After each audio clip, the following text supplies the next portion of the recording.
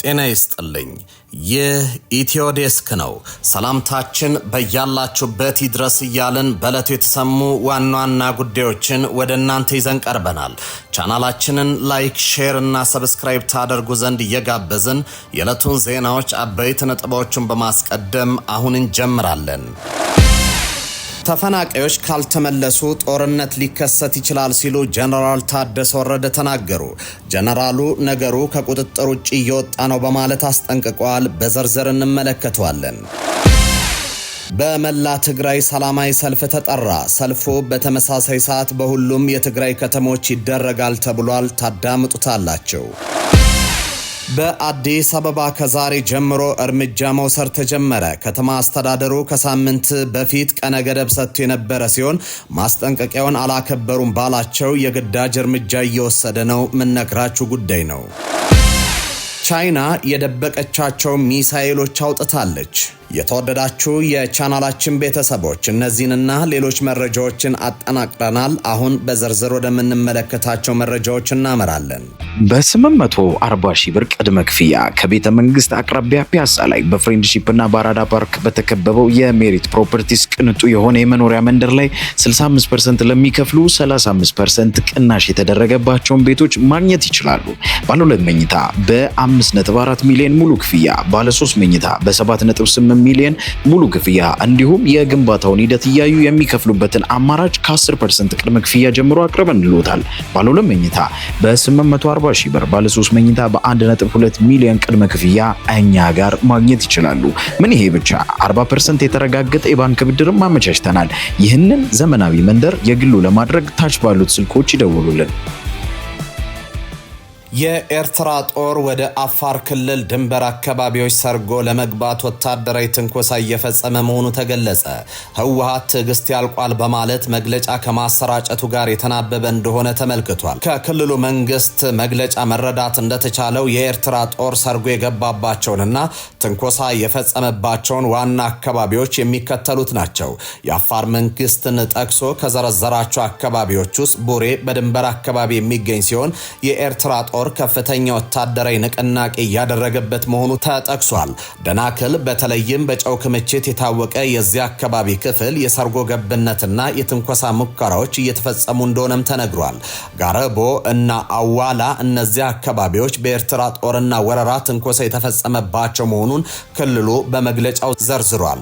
የአፋር ክልል መንግስት በመግለጫው የገለጸው የኤርትራ ወታደሮች በአካባቢው ሰላማዊ ዜጎችን በማዋከብና የክልሉን ሉዓላዊነት በመድፈር ላይ ይገኛሉ። ይህ ድርጊት በአስቸኳይ ካልቆመ ክልሉ ራሱን ለመከላከል አስፈላጊውን እርምጃ ይወስዳል ብሏል።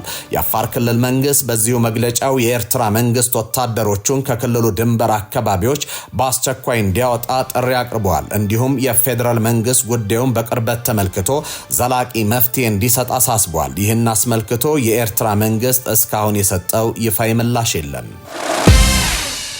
ተፈናቃዮች ካልተመለሱ ጦርነት ሊከሰት ይችላል ሲሉ ጀነራል ታደሰ ወረደ ተናገሩ።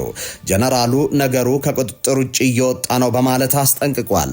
ጀነራሉ የህጻጽን ወቅታዊ ሁኔታ በተመለከተ መግለጫ በሰጡበት ወቅት ነው ይህም ማስጠንቀቂያ ያቀረቡት።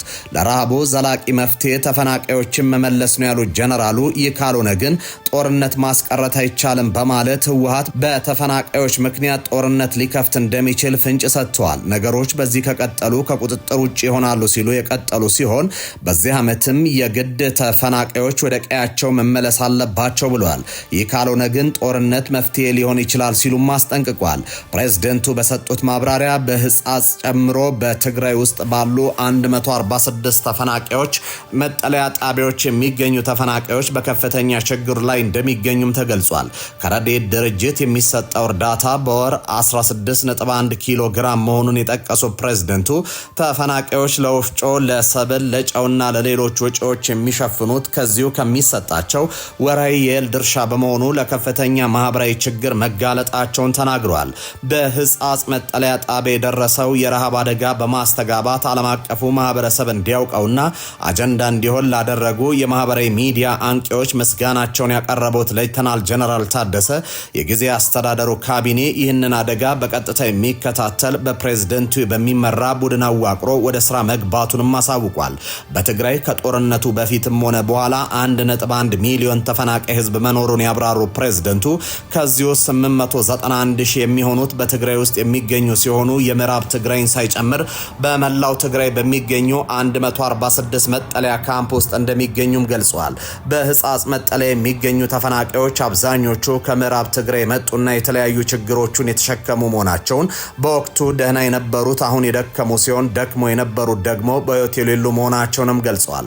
አሁን በህጻጽ በጎላ ሁኔታ የወጣው ችግርም ቀደም ብሎ የሚታወቅ እንደነበረና መንግስት ችግሩን ለመፍታት ሲሞክር መቆየቱን ነገር ግን የተደረገው ጥረት በቂ እንዳልነበረ ፕሬዝዳንት ታደሰ ወረደ ተናግረዋል። በተፈናቃዮች ላይ እየተደረገ ያለው ጥረት አስቸኳይ ህይወት አድን ተግባር እንጂ ዘላቂ መፍትሄ አልሆነም ሲሉ የተናገሩ ፕሬዝዳንቱ ዘላቂ መፍትሄ ሊሆን የሚችለው ተፈናቃዮችን ወደ ቀያቸው ተመልሰው ራሳቸውን እንዲችሉ ሲደረግ ብቻ ነው ብለዋል።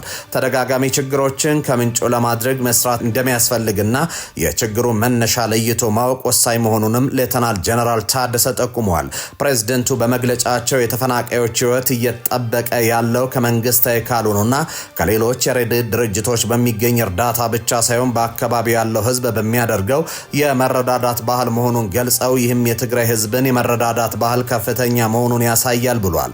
የጊዜ አስተዳደሩ አሁን ባለው አቅም የመንግስት ሰራተኞችን ደሞዝ ለመክፈል እንኳን እየተቸገረ በመሆኑ ተፈናቃዮችንም ሆነ በችግር ያለው ማህበረሰብ ለመርዳት የተቀናጀ የገቢ ማሰባሰብ ስራ እንደሚጀመርም ገልጸዋል።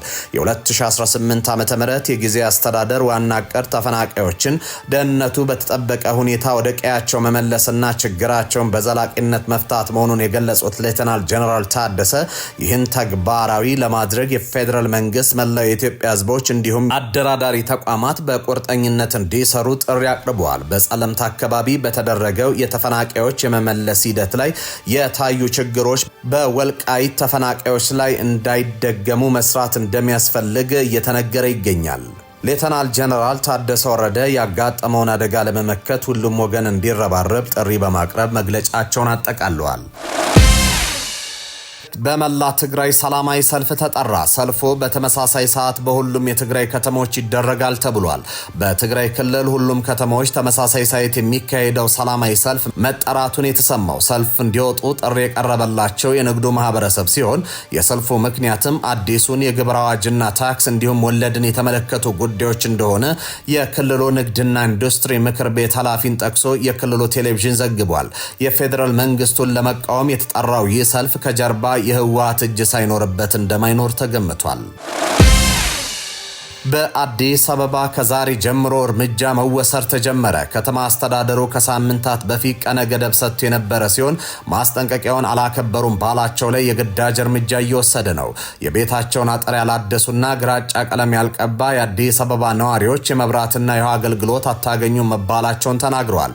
በአዲስ አበባ የተለያዩ አካባቢዎች የመኖሪያ ቤታቸውን አጥር ግራጫ ቀለም ያልቀቡ አምፖል ያልሰቀሉ እንዲሁም በአካባቢያቸው የደህንነት ካሜራ ያልገጠሙ ነዋሪዎች የመብራትና የውሃ አገልግሎት አታገኙም ተብለናል ሲሉ መናገራቸውን ፎርቹን ጋዜጣ ዘግቧል። ከሚኖሩበት ቀበሌ በመጡ የመንግስት ኃላፊዎች በሀገር ደረጃ እየተሰራ ካለው የኮሪደር ልማት ጋር ተያይዞ ነዋሪዎች አካባቢያቸውን ማስዋብ አለባቸው የሚል መመሪያ እንደተሰጣቸው ዘገባው አመልክቷል። በአካባቢው ዋና ዋና ቦታዎች ላይ ይሰቀላል የተባለው የደህንነት ካሜራ ያስፈለገው በከተማዋ ነዋሪዎች ዘንድ በተደጋጋሚ የሚነሳ የደህንነት ጥያቄ በመኖሩ ነው ተብሏል። ለነዋሪዎቹ ከተሰጣቸው መመሪያ ውስጥ ሁለቱ የመኖሪያ ቤቶች አጥር በተመሳሳይ መልኩ ግራጫ ቀለም መቀባት ያለባቸው ሲሆን ከዚህ የተለየ ቀለም መጠቀም እንደሌለባቸው ተገልጾላቸዋል። የከተማው ኃላፊዎች ይህንን መመሪያ በፍጥነት ያልተገበረ ነዋሪ ቅጣት እንደሚዳረግ መናገራቸውም ተሰምቷል። ቅጣቱ የሚፈጸመው ነዋሪዎች መንደራቸውን የማስዋብ ስራ ማከናወናቸውን በድጋሚ ከፈተሸ በኋላ መሆኑን ተመላክቷል። ይህን ያላከናወነ ግለሰብ እንደ መብራትና ውሃ ያሉ መሰረተ ልማቶች ይቋረጥበታል መባሉን ከዘገባው ተመልክተናል። ቻይና ከ100 በላይ አህጉር አቋራጭ ባሊስቲክ ሚሳኤሎችን በ3 የሚሳኤል መተኮሻ ስፍራዎች ዝግጁ አድርጋ አስቀምጣ ልትሆን እንደምትችል ከአሜሪካ የመከላከያ መስሪያ ቤት ፔንታጎን የወጣ ረቂቅ ሪፖርት አመላከተ። ቻይና የኒውክለር ጦር መሳሪያ ብዛትን ለመገደብ ለሚደረገው የጦር መሳሪያ ቁጥጥር ላይ ለመነጋገር ፍላጎት የሌላት መሆኑን ፔንታጎን በሪፖርቱ አመላክቷል። በአሜሪካ ቺካጎ መሰረቱን ያደረገው አቶሚክ ሳይንቲስት የተባለ መጽሔት በበኩሉ ከምንጊዜውም በላይ የጦር መሳሪያዋን በአይነትና በብዛት እየጨመረችና እያዘመነች የምትገኘው ቻይና የኒውክለር ኃይል ከታጠቀ ማናቸውም ሀገር በላይ የኒውክለር የጦር መሳሪያዎችን በማከማቸት ላይ የምትገኝ መሆኗን ገልጿል። ቤጂንግ በበኩሏ ሪፖርቱን ሆነ ብሎ የቻይናን ስም ለማጥፋትና የዓለም አቀፉን ማህበረሰብ ለማሳሳት ያለመ ነው ስትል ውድቅ አድርጓለች። ባለፈው ወር የአሜሪካው ፕሬዝዳንት ዶናልድ ትራምፕ የኒውክለር ጦር መሳሪያ ቀነሳ ላይ ከሩሲያና ቻይና ጋር ተባብረው ለመስራት መዘጋጀታቸውን መግለጻቸው ይታወሳል። ይሁን እንጂ ቻይና በዚህ ላይ የመሳተፍ ፍላጎት እንደሌላት አሁን ላይ ፔንታጎን ይዞት የወጣውና ሮይተርስ ተመልክቻለሁ ያለው ሪፖርት አመላክቷል። በአሁኑ ሰዓትም ቻይና ከ100 በላይ የሚሆኑ DF-31 በመባል የሚታወቁ አህጉር አቋራጭ ሚሳኤሎችን በሞንጎሊያ ድንበር አቅራቢያ በሚገኝ የኒውክለር ማከማቻ መተኮሻ ስፍራ ላይ ማስቀመጧን የገለጸው የፔንታጎን ሪፖርት አሁንም ቢሆን በጦር መሳሪያ ቀነሳ ላይ ለመነጋገር ቻይና ፍላጎት የሌላት መሆኑን ተረድተናል ሲል ቻይናን ወንጅሏል። ፔንታጎን ከዚህ ቀደም በወጣው ሪፖርት የሚሳኤል መተኮሻ ስፍራ መኖሩን ገልጾ የነበረ ሲሆን በስፍራው ምን ያህል ሚሳኤሎች እንዳሉ አለመግለጹ ይታወሳል። በ840 ሺህ ብር ቅድመ ክፍያ ከቤተ መንግስት አቅራቢያ ፒያሳ ላይ በፍሬንድሺፕ እና በአራዳ ፓርክ በተከበበው የሜሪት ፕሮፐርቲስ ቅንጡ የሆነ የመኖሪያ መንደር ላይ 65% ለሚከፍሉ 35% ቅናሽ የተደረገባቸውን ቤቶች ማግኘት ይችላሉ። ባለ 2 መኝታ በ5.4 ሚሊዮን ሙሉ ክፍያ፣ ባለ 3 መኝታ በ7.8 ሚሊዮን ሙሉ ክፍያ እንዲሁም የግንባታውን ሂደት እያዩ የሚከፍሉበትን አማራጭ ከ10% ቅድመ ክፍያ ጀምሮ አቅርበንልዎታል። ባለ 2 መኝታ በ840 ሺህ ብር፣ ባለ 3 መኝታ በ1.2 ሚሊዮን ቅድመ ክፍያ እኛ ጋር ማግኘት ይችላሉ። ምን ይሄ ብቻ 40% የተረጋገጠ የባንክ ብድርም አመቻችተናል። ይህንን ዘመናዊ መንደር የግሉ ለማድረግ ታች ባሉት ስልኮች ይደውሉልን። ተመልካቾች ለሰዓቱ የነበሩን ዜናዎች እኚህ ነበሩ። በያላችሁበት ሰናይ ጊዜ ይሁንላችሁ።